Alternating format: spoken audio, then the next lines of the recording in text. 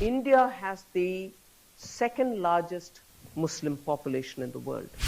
Every minority has been dwindling in its number, or if I may use the word which is harsher, decimated in Pakistan. Across the board in India, if violence is happening to make Muslims get affected, itself is a fallacy as a statement. These reports have no clue of the law and order systems in India. I would rather invite these people who write these reports to come to India. I'll host them. Another place, though, where perceptions are very different in Europe, if not the US, from India, is on politics. There is widespread reporting in the Western press about MPs from the opposition party losing status, about Muslim minorities in India being subjected to violence. I'm not going to ask you to deny or comment or rebut. What I would ask is, are these perceptions affecting in any way your sense of investment in India or capital flows, or has this not been an issue? I would think the answer for that lies with those investors who are coming to India, and they've been coming. And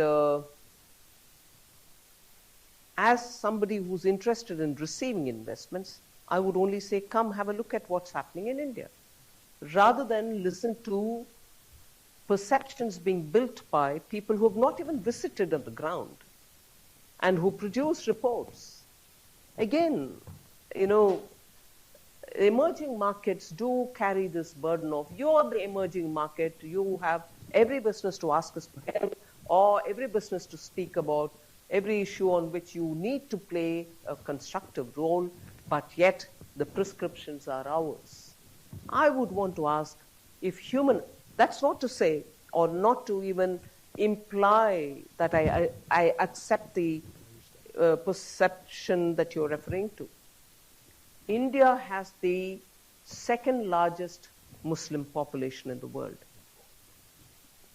And that population is only growing in numbers. If there is a perception, or if there's in reality,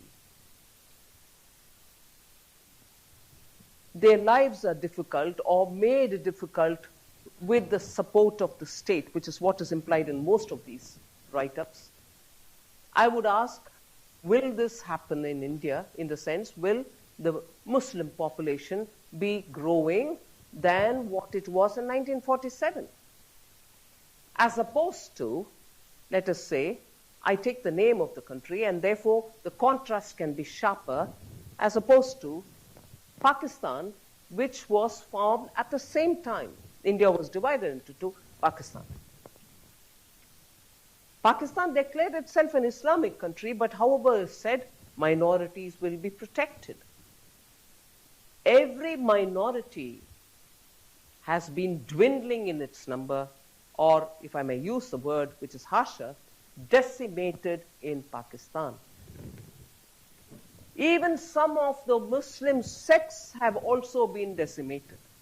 Violence prevails against Muhajirs, Shia, and every other group you can name, which is not accepted by the mainstream, I don't know, Sunnis probably.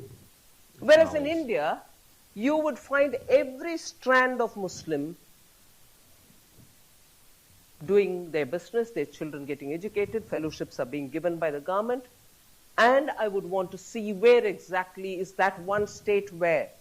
And again, law and order is a very state subject. It's not the government of India's subject. Each province has its elected government. They take care of the law and order in those states.